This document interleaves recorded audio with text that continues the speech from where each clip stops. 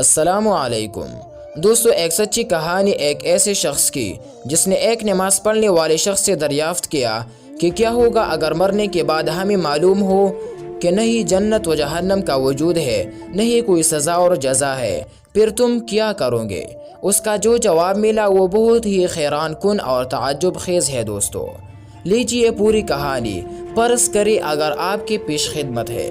کہتے ہیں سن 2007 عیسوی کی بات ہے دوستو، لندن کے ایک عربی ریسٹورنٹ میں ہم لوگ مغرب کے نماز سے تھوڑی دیر پہلے ڈنر کے لیے داخل ہوئی۔ ہم لوگ ہوٹل میں بیٹھے اور ویٹر آرڈر لینے کے لیے آ گیا۔ میں نے مہمانوں سے چند منٹ کے لیے اجازت طلب کی اور پھر واپس آ گیا۔ اتنے میں مہمانوں میں سے ایک شخص نے سوال کیا، ڈاکٹر صاحب آپ کہاں گئے تھے؟ آپ نے تو بڑی تاخیر کر دی، کہاں تھے؟ میں نے کہا میں معذرت خواہ ہوں، دراصل میں نماز پڑھ رہا تھا۔ اس نے مسکراتے ہوئے کہا، آپ اب تک نماز پڑھتے ہیں؟ میرے بھائی آپ تو قدامت پسند ہے۔ میں نے بھی مسکراتے ہوئے پوچھا، قدامت پسند؟ وہ کیوں؟ کیا اللہ تعالیٰ صرف عربی ممالک میں ہے، لندن میں نہیں ہے؟ اس نے کہا، ڈاکٹر صاحب میں آپ سے کچھ سوالات کرنا چاہتا ہوں اور آپ سے درخواست کرتا ہوں کہ آپ اپنے جس کشادہ ضربی کے لیے معروف ہے، اسی کشادہ قلبی سے مجھے تھوڑا سا برداشت کریں گے۔ میں نے کہا، جی مجھے تو بڑے خوشی ہوں گی، لیکن میری ایک شرط ہے۔ اس نے کہا، جی فرمائیے۔ میں نے کہا، اپنے سوالات مکمل کر لینے کے بعد تمہیں ہار یا جیت کا اعتراف کرنا پڑے گا۔ اس نے کہا، ٹھیک ہے، مجھے منظور ہے اور یہ رہا میرا وعدہ۔ میں نے کہا، چلو بحث شروع کرتے ہیں، فرمائیے۔ اس نے کہا، آپ کب سے نماز پڑھ رہے ہیں؟ میں نے کہا، 7 سال کی عمر سے میں نے اس کو سیکھنا شروع کیا اور 9 سال کی عمر میں پختہ کر لیا۔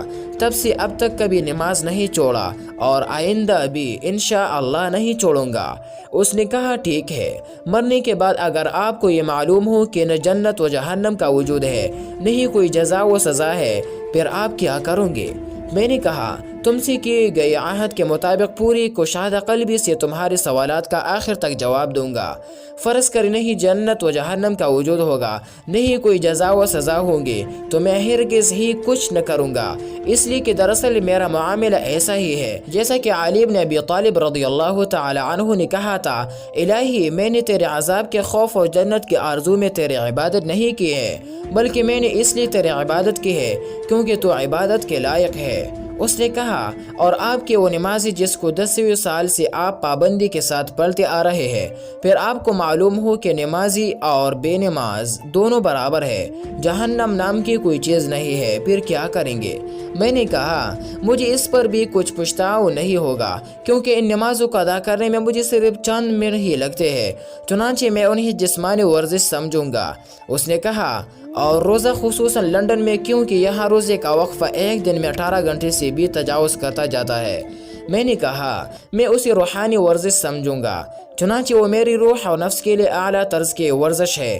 اسی طرح اس کے اندر صحت سے جڑے بہت سارے فوائد بھی ہیں جس کا فائدہ میری زندگی ہی میں مجھے مل چکا ہے، اور کئی بین الاقوامی غیر اسلامی اداروں کا بھی یہ ماننا ہے کہ کچھ وقت تک کھانا پینا بند کرنا جسم کے لیے بہت مفید اور نفع بخش ہے۔ اس نے کہا، آپ نے کبھی شراب پی ہے؟ میں نے کہا، میں نے اس کو کبھی ہاتھ تک نہیں لگایا ہے۔ اس نے تعجب سے کہا، کبھی نہیں؟ میں نے کہا، کبھی نہیں۔ اس نے کہا، اس زندگی میں اپنے آپ کو شراب نوشی کی لذت اور اس کے خمار کے سرور سے محرومی کے بارے میں کیا کہیں گے اگر آپ لیے وہی ظاہر ہوا جو میں نے فرض کیا ہے؟ میں نے کہا، شراب کے اندر نفع سے زیادہ نقصان ہے اور میں سمجھوں گا کہ میں نے اپنے آپ کو اس نقصان دہ چیز سے بچا لیا ہے اور اپنے نفس کو اس سے دور رکھا ہے۔ چنانچہ کتنی ہی لوگ ایسے ہیں جو شراب کی وجہ سے بیمار ہو گئے، اور کتنی ہی ایسے ہیں جنہوں نے شراب کی وجہ سے اپنا گھر بار مال و اسباب سب تباہ اور برباد کر لیا ہے۔ اسی طرح غیر اسلامی اداروں کے عالمی رپورٹ کو دیکھنے سے بھی یہ پتہ چلتا ہے کہ وہ بھی شراب کے اثرات اور اس کو لگاتار پینے کے انجام سے متنبہ کرتے ہیں۔ اس نے کہا، حج و عمرہ کا سفر جب موت کے بعد آپ کو معلوم ہوگا کہ اس طرح کی کوئی چیز نہیں ہے اور اللہ تعالیٰ ہی موجود نہیں ہے۔ میں نے کہا، میں عہد کے مطابق چلوں گا اور پوری کشادہ ضربی سے تمہارے سوالات کا جواب دوں گا۔ میں حج و عمرہ کے سفر کو ایک خوبصورت تفریحی سفر سے تعبیر کروں گا جس کے اندر میں نے حد درجے کی فرحت و شادمانی محسوس کی اور اپنی روح کو علائشوں سے پاک و صاف کیا۔ जिस तरह तुमने अपने इस सफ़र के लिए किया है, ताकि तुम एक अच्छा वक्त गुजार सको और अपने अमल के बोझ और मामूलाती ज़िंदगी के थकान को दूर करके अपनी रूह को ताज़गी फराहम कर सको। वो मेरे चेहरे को कुछ देर तक खामोशी से देखता रहा, फिर गोया हुआ, आपका बहुत बहुत शुक्रिया कि आपने मेरे सवालात को बड़ी कुशादा क़ल्बी के साथ बर्दाश्त किया। मेरे सवालात ख़त्म हुई और मैं आपके सामने अपने हार तस्लीम करता हूँ। मैंने कहा, तुम्हारा क्या ख्याल है? तुम्हारे हार तस्लीम करने के बाद मेरे दिल की क्या कैफियत होंगी? उसने कहा, यकीनन आप बहुत खुश होंगे। मैंने कहा, हरगिज़ नहीं, बल्कि इसके बिल्कुल उल्टा, मैं बहुत दुखी हूँ। उसने ताज्जुब से कहा, दुखी क्यों? मैंने कहा, अब तुमसे सवाल करने के मेरे बारे है। उसने कहा, फरमाइए। मैंने कहा, तुम्हारी तरह मेरे पास ढेर सारे सवालात नहीं है, सिर्फ एक ही सवाल है, वो भी बहुत सादा और आसान। उसने कहा, वो क्या? मैंने कहा, मैंने तुम्हारे सामने वाज़ेह कर दिया है कि तुम्हारे मफरूज़ा के वाक़या होने के बाद भी मैं किसी तरह की घाटी में नहीं हूँ और न ही इसमें मेरा किसी किस्म का नुकसान है। लेकिन मेरा वो एक आसान सवाल ये है कि तुम्हारा इस वक्त क्या होगा अगर हालत तुम्हारे मफरूज़ा के बरक्स ज़ाहिर हुई, यानी मौत के बाद तुम्हें मालूम हो कि अल्लाह ताला भी मौजूद है, जन्नत व जहन्नम भी है, सज़ा व जज़ा भी है और कुरान के अंदर बयान किए गए सारे मशाहिद व मनाजिर भी है। वो मेरी आंखों में आंखें डालकर खामोशी के साथ देर तक देखता रहा और फिर वेटर ने हमारे मेज़ पर खाना रखते हुए हमारी खामोशी को तोड़ा। मैंने उससे कहा, मुझे अभी जवाब नहीं चाहिए, खाना हाजिर है, हम खाना खाएं और जब तुम्हारा जवाब तैयार हो जाएगा तो बराए मेहरबानी मुझे ख़बर कर देना। हम खाने से फारिग हुए और मुझे इसने कोई जवाब नहीं दिया और मैंने भी इस वक्त इसको जवाब के लिए कोई तकलीफ़ नहीं दी। हम बहुत ही सादगी के साथ जुदा हो गए। 1 महीना गुजरने के बाद उसने मुझसे राबिता किया और इसी रेस्टोरेंट में मुलाकात का मुतालबा किया। रेस्टोरेंट में हमारी मुलाकात हुई, हमने एक दूसरे से हाथ मिलाया कि अचानक उसने मेरे कंधे पर अपना सर रखकर मुझे अपने बाहों में पकड़ कर रोने लगा। मैंने अपना हाथ उसकी पीठ पर रखा और पूछा, क्या बात है, तुम क्यों रो रहे हो?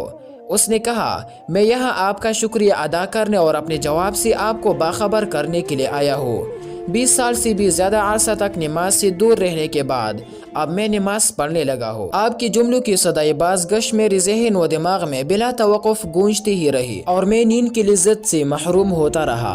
आपने मेरे दिल व दिमाग और जिस्म में आतशफ़शां छोड़ दिया था और वो मेरे अंदर असर कर गया। मुझे एहसास होने लगा कि जैसे मैं कोई और इंसान हो और एक नई रूह मेरे जिस्म के अंदर हरकत कर रही है। एक भी मिसाल क़ल्बी सुकून भी महसूस कर रहा हो। मैंने कहा, हो सकता है जब तुम्हारी बसारत ने तुम्हारा साथ छोड़ दिया हो तब इन जुमलों ने तुम्हारी बसीरत को बेदार कर दिया हो। उसने कहा, बिल्कुल ऐसा ही है, यकीनन जब मेरी बसारत ने मेरा साथ छोड़ दिया तो इन जुमलों ने मेरी बसीरत को बेदार कर दिया।